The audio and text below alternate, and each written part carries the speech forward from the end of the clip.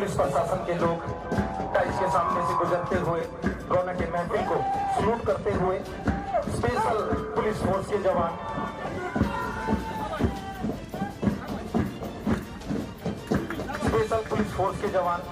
उसके बाद ये तस्वीर फरमा हुए दिल की गहराइयों से इस्तकबाल।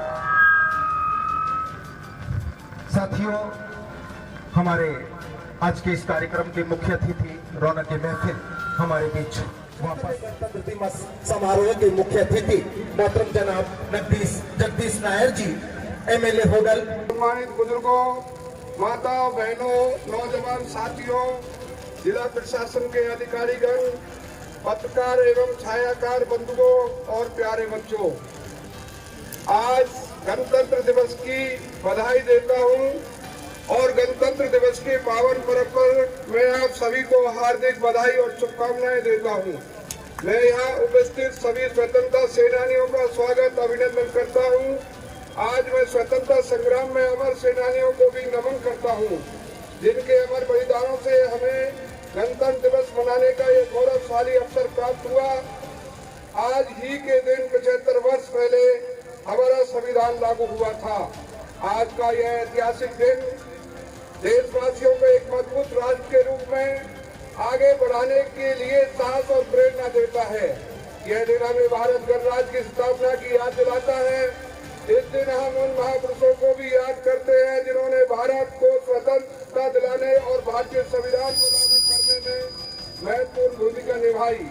इनकी बदौलत ही भारत आज एक गणराज्य देश कहलाता है और ये बलिदानों की भूमि महात्मा गांधी, भगत सिंह, चंद्रशेखर जी आजाद, लाला लाजपत राय जी, सरदार वल्लभ भाई पटेल जी, लाल बहादुर शास्त्री जी, पंडित दीनदयाल उपाध्याय जी जैसे महापुरुषों ने स्वतंत्रता सेनानियों ने देश की आजादी के लिए अपने प्राणों की आहुति दी थी।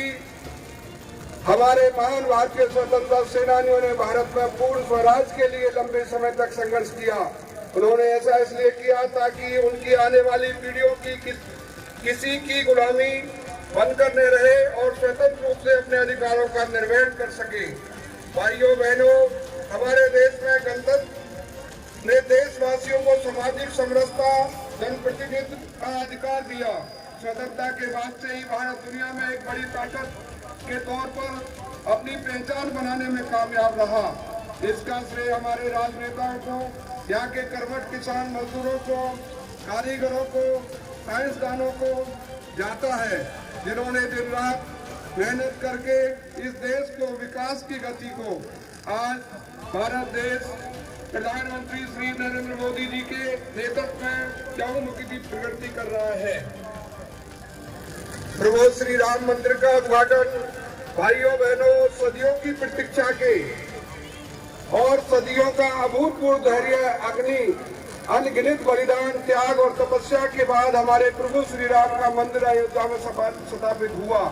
हमारे प्रधानमंत्री श्री नरेंद्र मोदी जी ने प्रयासों की फलस्वरूप 22 जनवरी 2024 को सूरज देश में एक अद्भुत आभा लेकर आया। इस दिन अयोध्या में राम मंदिर के भूमि पूजन के बाद प्रतिदिन पूरे देश में उमंग और उत्साह बढ़ा ही जा रहा है।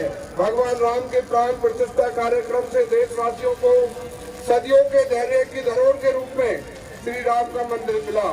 राम के इस काम में कितने लोगों ने त्याग और तपस्या की पराकाष्ठा दिखाई। हम सब अनगिनत राम भक्तों के और अनगिनत कार सेवकों के और अनगिनत संत महात्माओं के ऋणी हैं। देश की प्रगति के इस सफर में हरियाणा का भी महत्वपूर्ण योगदान है। मुझे ये कहते हुए गर्व है कि हरियाणा ने भी प्रदेश के सामाजिक आर्थिक विकास को नए आयाम प्रदान किए हैं। शिक्षा, स्वास्थ्य, खेलों में हमने नई ऊंचाइयों को छुआ है। हमारी कितनी नीतियां और योजनाओं का देश के दूसरे राज्य अनुसरण कर रहे हैं। आज भी हरियाणा के नौजवान सेना में भर्ती होने के लिए शान से सेना में भर्ती होते हैं। यही कारण है कि आज भारत देश का एक 10वां जवान हरियाणा प्रदेश से है। हम अपने शहीदों के बलिदान का कर्ज तो नहीं चुका सकते, लेकिन उनके परिजनों की देखभाल करके उनके प्रति प्रति सम्मान अवश्य जता सकते हैं। इस दिशा में हमने सैनिक अर्धबल सैनिक कल्याण विभाग का गठन किया। मैं देश की सीमाओं की सुरक्षा करने वाले वीर सैनिकों की प्रति कृतज्ञता से व्यक्त करता हूँ। आपको बताना चाहूंगा कि हमारी सरकार ने युद्ध के दौरान शहीद हुए हरियाणा के सैनिक अर्धसैनिक बलों के जवानों को अनुग्रह राशि 20 लाख रुपए से बढ़ाकर 50 लाख कर दी है। इसी प्रकार IED ब्लास्ट में शहीद होने पर भी अनुग्रह राशि 20 लाख से बढ़ाकर 50 लाख कर दी गई है। शहीदों के 367 आश्रयों को अनुकंपा के आधार पर नौकरी भी प्रदान की जा चुकी है। भाइयों बहनों, सुशासन से सेवा के संकल्प के साथ जन सेवा का दायित्व संभालने वाली वर्तमान सरकार ने प्रधानमंत्री श्री नरेंद्र मोदी जी के सबका साथ सबका विकास हरियाणा एक हरियाणवी एक मूल मंत्र पर चलते हुए समस्त हरियाणा और प्रत्येक हरियाणवी को तरक्की और उत्थान के लिए निरंतर कार्य किया है।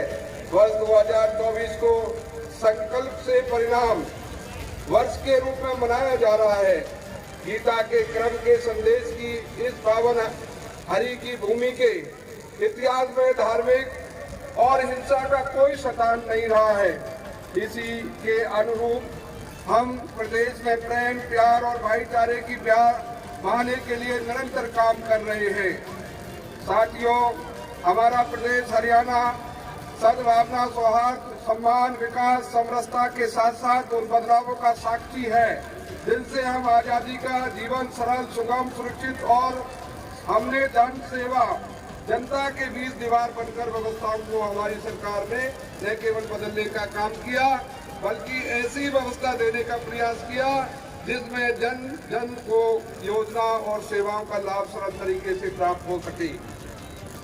हमारी सरकार अंत्योदय को लेकर देश के गरीब तक लाभ पहुंचाने के लिए देश में आजादी से लेकर लंबे समय गरीब कल्याण की बातें तो की जाती रही, लेकिन उनका लाभ पात्र व्यक्ति तक नहीं पहुंचाया पाया। पंडित दीनदयाल उपाध्याय जी के अंत्योदय के दर्शन के अनुरूप प्रदेश के सभी परिवारों में ही सरकारी योजनाओं का लाभ देना सुनिश्चित किया गया। आज जनता और सरकार का संपर्क सीधा हमने प्रशासन में मानव हस्तक्षेप और न्यूनतम करने के लिए IT का बड़े पैमाने पर सफल प्रयोग किया। आज हर सरकारी योजना के पारदर्शी तरीके से लागू किया जाने से घर बैठे गरीबों की बेटी की शादी का शगुन, बुजुर्ग विधवा पेंशन, दिव्यांगों की पेंशन, BPL कार्ड, चिरायु का लाभ, किसानों की उनकी फसल का भुगतान कंप्यूटर की एक क्लिक से सीधे पात्र के खाते में जाता है। हमने सरकारी कर्मचारियों के लिए चिकित्सा सुविधा में कैशलेस प्रणाली को भी लागू किया। गरीबों के सिर पर छत्र उपलब्ध कराने के लिए प्रधानमंत्री आवास योजना के तहत 36,000 से अधिक मकान बनाए गए, जबकि 16,000 मकान बनाए जा रहे हैं। हर गरीब को राशन मिलने में परेशानी न हो, कोई उसका हक न छीन सके, इसके लिए राशन वितरण व्यवस्था को तकनीकी के माध्यम से पारदर्शी बनाया। अब कोई भी व्यक्ति फर्जी तरीके से राशन प्राप्त नहीं कर सकता। गरीबों का अपने बच्चों को प्राइवेट स्कूलों में पढ़ाने का सपना साकार करने के लिए चलाई योजना बनाकर सरकार ने यही नहीं कौशल रोजगार निगम के माध्यम से कर्मचारी भर्ती भी गरीब परिवारों के युवाओं को प्राथमिकता पर दी जाने के लिए बनाई गई। भाइयों बहनों, सरकार ने कृषि उद्योग व्यापार रोजगार शिक्षा स्वास्थ्य और क्षेत्र में भी ई-गवर्नेंस के माध्यम से क्रांतिकारी बदलाव किए हैं, जिसके प्रकार परिवार पहचान पर डेटा से विभिन्न योजनाओं का लाभ लोगों को घर बैठे ही मिल रहा है। उसी प्रकार कृषि क्षेत्र में मेरी फसल मेरा ब्यौरा पोर्टल बनाकर किसान कल्याण की अनेक योजनाओं को इससे जोड़ा गया। फसल बिक्री की राशि का खराबे का मुआवजा, भावंदर भरपाई की राशि, मेरा पानी मेरी विरासत, धान की सीधे से बिजाई की प्रोत्साहन राशि आदि इस पोर्टल के माध्यम से सीधे ही किसान के खाते में जमा की जाती है। हरियाणा देश का पहला राज्य है जिसने बागवानी फसलों को मौसम की मार से बचाने के लिए मुख्यमंत्री बागवानी बीमा योजना शुरू की है। पशुपालन ग्रामीणों की आय का एक मुख्य साधन है। पशुपालन को प्रोत्साहित करने के लिए सरकार ने किसान क्रेडिट कार्ड की तर्ज पर पशुधन किसान क्रेडिट कार्ड योजना शुरू की है। भाइयों बहनों, प्रदेश में फसलों की खरीद को सुविधाजनक बनाने के लिए मेरी फसल मेरा ब्यौरा पोर्टल शुरू किया गया। इस पोर्टल से किसानों को अपनी फसल बेचने के साथ साथ खाद, बीज और कृषि उपकरणों के लिए मिलने वाली आर्थिक सहायता प्राप्त करने में भी सुविधा हुई। राज्य सरकार का प्रयास किसानों की आय बढ़ाने के साथ साथ बीज सेवा बाजार तक हर कदम पर उनकी मदद करने का वादा किया। न्यूनतम समर्थन मूल्य पर 14 फसलों की खरीद करने वाला हरियाणा देश का पहला राज्य है। उद्योग हमारी अर्थव्यवस्था का मूल आधार है।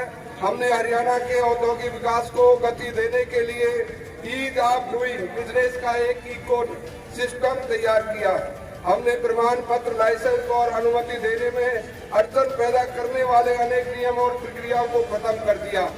आज हरियाणा निवेशकों का सेवाएं ऑनलाइन प्रदान की जा रही है और उन्होंने सभी स्वीकृतियां निर्धारित अवधि में देना सुनिश्चित किया गया। आज हरियाणा देश विदेश में निवेशकों की पहली पसंद बन गया। भाइयों बहनों, हमने युवाओं को योग्यता का सम्मान, आपको पता है कि 1,10,000 से अधिक युवाओं को योग्यता के आधार पर सरकारी नौकरियां दी जा चुकी हैं। आउटसोर्सिंग की सेवाओं में युवाओं को ठेकेदारों के शोषण से बचाने के लिए हरियाणा कौशल रोजगार निगम बनाया। आज खेल जगत में हरियाणा का बड़ा नाम है। हमारा युवा बड़ी उपलब्धियों प्राप्त कर देश प्रदेश का नाम रोशन कर रहे हैं। मेडल जीतने वाले खिलाड़ियों को नकद पुरस्कार देने के साथ साथ सरकारी नौकरियां दी जा रही हैं। अवार्ड पाने वाले खिलाड़ियों को मासिक मानदेय भी दिया जाता है। हमने गांवों के विकास में महिलाओं की भागीदारी सुनिश्चित करने के लिए पंचायती राज संस्थाओं में महिलाओं को 50% प्रतिनिधित्व दिया है। स्वामित्व योजना के तहत प्रदेश की लाल डोरा मुक्त बनाना, महिलाओं के लिए आजीविका के अवसर बढ़ाने के लिए 1/3 राशन डिपो महिलाओं को देना प्रावधान किया है। अटल विकास मजदूर कैंटीन वीटा बिक्री केंद्र का संचालन भी महिलाओं को सौंपा गया है। बहन बेटियों को स्तर शिक्षा की सुविधा प्रदान करने के लिए सरकार ने 20 किलोमीटर के दायरे में एक कॉलेज स्थापित किया है। प्रदेश में 76 नए कॉलेज बिना मांग के खोले गए हैं। इनमें आधे से अधिक लड़कियों के हैं। हमारी सरकार प्रदेश के शहीदों और कस्बों में आधारभूत संरचना सुदृढ़ बनाने पर विशेष बल दे रही है। गुरुग्राम, करनाल, फरीदाबाद, पंचकुला को स्मार्ट सिटी बनाया जा रहा है। गुरुग्राम, फरीदाबाद और पंचकुला के विकास के लिए मेट्रोपॉलिटन डेवलपमेंट अथॉरिटी का गठन किया गया है। पिछले 9.5 वर्ष में हमारी राज्य में 33,000 किलोमीटर लंबी सड़कों का सुधार और लगभग 7,000 किलोमीटर सड़कों का निर्माण किया गया है। आज प्रदेश का हर जिला नेशनल हाईवे से जुड़ गया है। इतना ही नहीं, 72 किलोमीटर लंबा ईस्टर्न डेवलपमेंट फ्रेट कॉरिडोर तथा 506 किलोमीटर लंबा western dedicated freight corridor Haryana से होकर गुजरेगा, जिसका हरियाणा को बहुत बड़ा लाभ मिलने वाला है। केएमटी के साथ साथ हरियाणा ऑर्बिटल रेल कॉरिडोर भी बनाया जा रहा है और दिल्ली के सराय काले खां के करनाल तक RITS रेल लाइन की स्थापित की जा रही है। सब परियोजनाओं को पूरा होने से प्रदेश की जनता को बहुत लाभ मिलेगा। प्रधानमंत्री श्री नरेंद्र मोदी जी की अगुवाई में आज भारत के विकास का अमृत काल है। आज देश प्रदेश का युवा शक्ति की पूंजी से भरा हुआ है, ऊर्जा से भरा हुआ है। ऐसी सकारात्मक परिस्थितियां फिर न जाने कितने समय बाद बनेगी। हमें अब टूटना नहीं है, हमें अपने बैठना नहीं है। आने वाले समय अब सफलता का है, आने वाला समय अब सिद्धि का है। ये भारत का समय है और भारत अब तेजी से आगे बढ़ रहा है। साथियों, हम सबको प्रतिज्ञा करनी होगी कि हमें भी अपने कर्तव्यों का पालन करते हुए आने वाली पीढ़ियों के लिए बेहतर भविष्य बनाना होगा। हम मिलकर भारत देश को एक मजबूत राष्ट्र बनाएंगे। हम सब मिलकर सशक्त भारत, विकसित भारत का निर्माण करेंगे। सभी नागरिकों को संविधान के प्रति सजग करेंगे और सबको सम्मान से जीने का अवसर प्रदान करेंगे। अंत में मैं आप सभी को गणतंत्र दिवस की बधाई शुभकामनाएं देता हूं। आइए 75वें गणतंत्र दिवस के इस पावन अवसर पर हम अपनी महान संस्कृति, परंपराओं, उच्च नैतिक मूल्यों पर चलते हुए देश और प्रदेश के स्वस्थ, खुशहाल और विकसित बनाने के लिए एकजुट होकर काम करने का संकल्प लें।